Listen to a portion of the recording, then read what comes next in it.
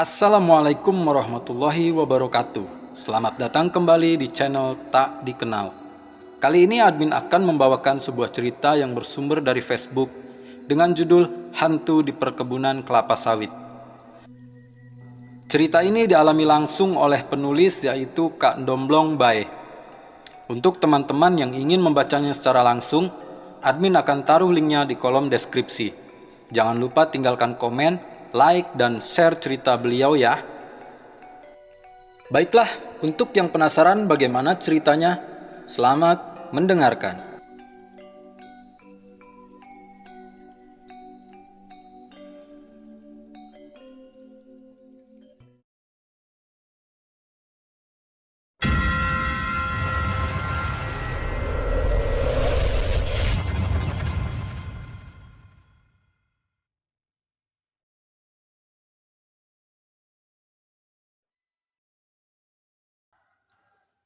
Kisah ini aku alami sewaktu anakku yang pertama berumur 9 bulan.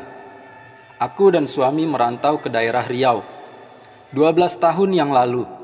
Karena keterbatasan ekonomi saat baru memulai berumah tangga, kami pun nekat pergi merantau, di mana tempat kami saat itu adalah perkebunan kelapa sawit.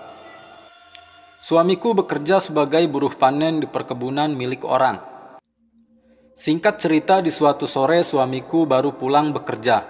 Aku bilang padanya susu anak kami habis. Namanya tinggal di daerah pedalaman, kami pun harus menempuh perjalanan yang cukup jauh untuk membeli susu. Setelah sampai di sebuah Indomie, kami pun cepat memilih. Tak terasa maghrib menjelang. Rona kuning keemasan terpancar dari langit. "Bang, hari udah maghrib," kataku. Suamiku pun buru-buru mengajakku pulang. Azan maghrib berkumandang dari toa masjid. Kami menghentikan perjalanan kami sebentar melewatkan maghrib ini. Kata orang tua pamali kalau maghrib di perjalanan, apalagi bawa bayi begini. Kusapukan air putih dari botol mineral ke wajah anakku. Air itu pemberian nenekku waktu di kampung. Baca sholawat 3 kali agar anakku terhindar dari plastik atau hal-hal yang tak diinginkan. Lepas maghrib kami pun melanjutkan perjalanan yang cukup jauh melewati bentangan perkebunan kelapa sawit sejauh puluhan kilometer, tanpa ada satupun rumah yang dilewati. Baru masuk perkebunan kelapa sawit tercium bau kemenyan yang sangat menyengat. Aku tersenyum kala itu sambil membatin di hati. Pasti kerjaan anak muda zaman sekarang yang doyan togel. Sampai segitunya biar dikasih nomor. Karena waktu itu musim togel. Tapi semakin jauh sepeda motorku melaju, bau itu tak kunjung hilang, malah makin menyengat. Dari sini aku mulai curiga. "Bang, kenapa kok bau kemenyannya nggak hilang-hilang ya?" Suamiku pun mengangguk saja tanpa bicara. Aku jadi semakin gelisah. Bayi di gendonganku mulai meronta-ronta. Katanya. Kututup kain jarik seluruh tubuhnya. Kudekap di pelukanku agar dia nyaman, tapi tetap saja dia meronta. Aku sungguh ketakutan. Kubaca semua doa yang kubisa, tapi tiba-tiba bulu kuduku meremang. Sungguh perasaan yang belum pernah ku tahu kalau tengkuk meremang seperti itu. Dia semakin meronta. Dan ketika aku melihat ke belakang, aku pun menjerit. Sebelum aku lanjutin cerita, mungkin pembaca bertanya-tanya, kenapa aku ikut suami pergi membeli susu? Harusnya tinggal di rumah bersama bayi. Kondisi kontrakanku waktu itu lebih angker dari jalanan yang harus aku lewati. Jauh dari tetangga, dan menurut rumor yang beredar, semua yang ngontrak di situ pada nggak betah. Konon katanya, ada yang pernah dijumpai pocong, diduduki wanita berkebaya hijau sampai kuntilanak. Aku tahu semua itu dari warga situ yang kutemui. Bahkan pernah sewaktu aku pergi dari rumah itu, kondisi pintu keadaan digembok. Tukang ngecat rumah itu bilang ada anak kecil bermain-main di dalam rumah itu sendirian, padahal anakku kubawa. Dan masih banyak lagi kisah horor lainnya. Waktu itu kami juga orang baru, belum banyak mengenal orang. Jujur, sebenarnya kalau aku ikut biar ada kawan suamiku di jalan. karena jalan terlalu jauh dan sepi. Baik, kita lanjutkan ceritanya. Ketika aku melihat ke belakang, aku pun menjerit. Terlihat sosok putih dengan rambut putih terurai melayang di belakangku. "Bang!" jeritku. Suamiku kelabakan. Dia semakin ngegas motornya. Doa-doa terus kami panjatkan. Tapi tiba-tiba motorku mati, nggak bisa di starter. Padahal itu motor baru. Semua pandangan jadi gelap gulita, tak ada sedikit pun cahaya yang menerangi. Bahkan cahaya purnama tak mampu menembus rimbunnya pohon sawit itu.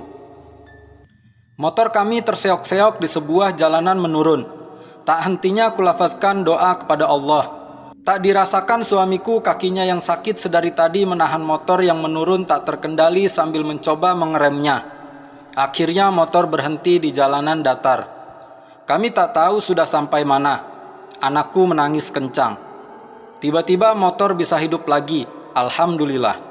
Sinar lampu motor menyoroti ke tempat kami sekarang. Ternyata kami berada di bawah rimbunnya pohon bambu pas di bibir sungai dekat dengan jembatan. Tapi motor kami tidak mengarah ke jembatan, malah hampir terjun ke sungai. Alhamdulillah, Allah menyelamatkan kami.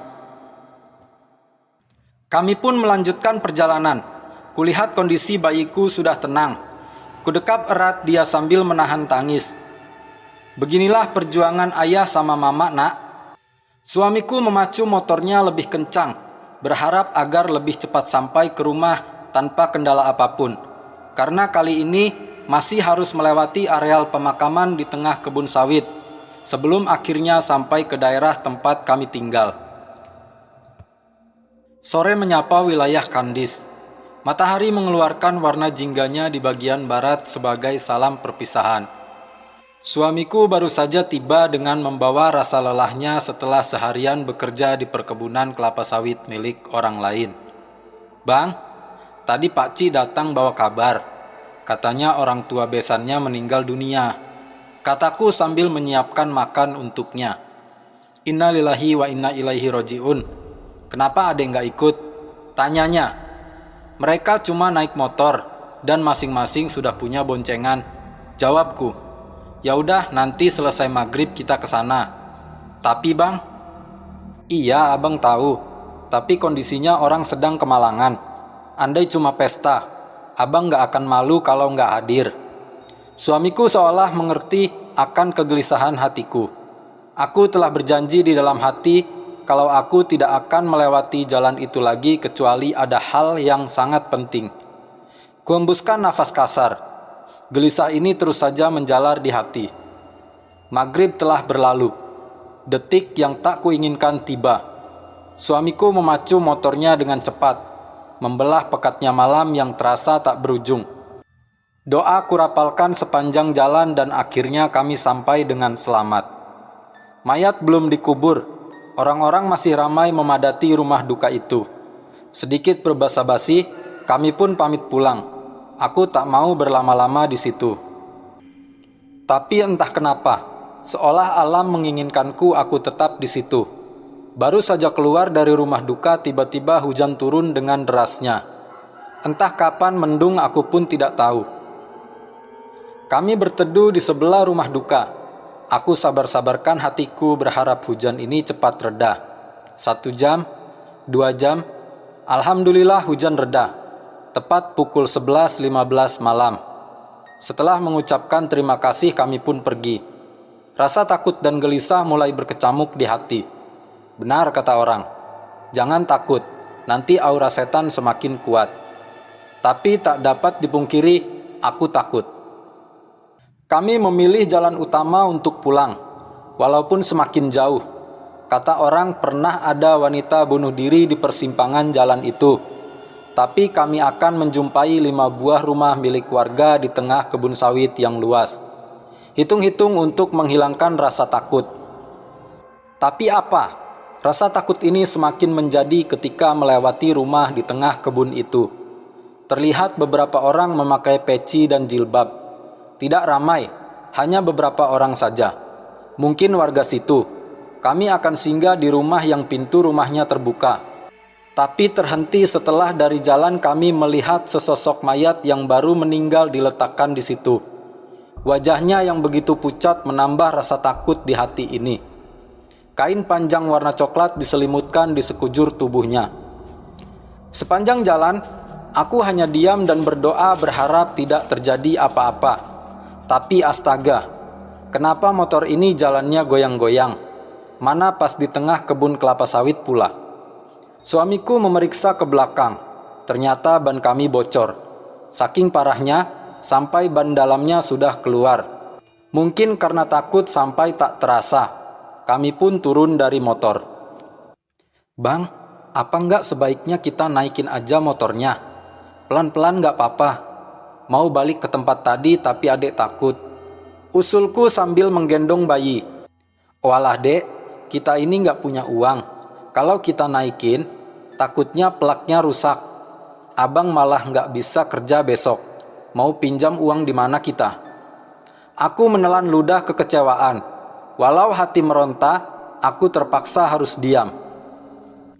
Kek, kek, kek, kek, kek, kek. Suara kata kecil berbunyi dari dalam parit kanan kiri sepanjang jalan. Lelah sekali rasanya tubuh ini berjalan di tanah berlumpur dengan menggendong bayi.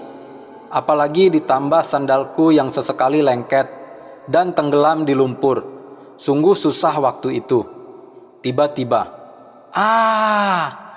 ada suara wanita menjerit di tengah rimbunnya pohon sawit. Suara itu begitu kuat dan menggema, memekakan telingaku. Sontak aku menjerit dan melompat ke arah suamiku. Suara apa itu, Bang? Tanyaku gemeteran. Kupeluk erat-erat bayiku. Apa? Teriak suamiku membentakku. Aku jadi tambah takut. Kenapa suamiku marah padaku? Dia menghempaskan tangan dinginku yang meremas lengannya karena takut. Aku terkesiap tak mengerti dengan semua ini. Tapi kali ini aku yakin, suamiku membentakku agar aku tidak takut dan bisa menghadapi kenyataan ini. Aku pasrah dan hampir menangis. Kuintip bayiku di dalam gendongan. Dia tidak tidur. Dia juga menatapku. Tapi pancaran matanya mengisyaratkan rasa takut. Aku berjalan mensejajari suamiku. Aku takut kalau di belakang. Tak ada lagi percakapan di antara kami. Hanya suara binatang malam yang masih saja berbunyi tak tahu waktu. Sekelebat putih melintas dari arah samping, cepat sekali. Seperti selendang tipis atau mungkin asap tipis. Apa itu? Batinku. Aku dan suami yang dari tadi tanpa bicara menatap bersamaan ke arah perginya asap tadi. Tapi oh astaga, sosok wanita berwajah pucat sedang mengawasi kami dari pohon sawit. Matanya sangat merah, dikelilingi warna hitam seperti panda. Rambutnya yang aut-autan dan hampir menggumpal menjurai panjang di baju putih lusuhnya. Dia tidak didahan, melainkan mendekap erat batang sawit bagian atas. Sepertinya tubuhnya sangat ringan. Sontak suamiku menaiki motornya dan berkata padaku, "Ayo cepat naik." Dia mengisyaratkan aku agar naik di depan. Motor spon. Aku dengan sigap melompat dan naik di depan. Terseok-seok motor kami di jalanan berlumpur itu. Untung saja kuntilanak itu tidak mengejar. Dan akhirnya kami sampai dengan selamat.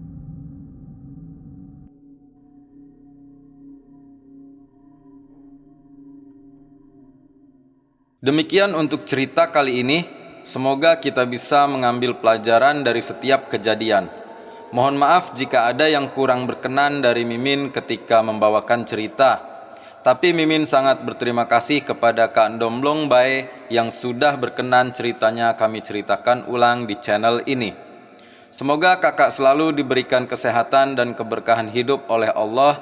Dan semoga Allah lindungi keluarga kakak. Terima kasih. Assalamualaikum warahmatullahi wabarakatuh.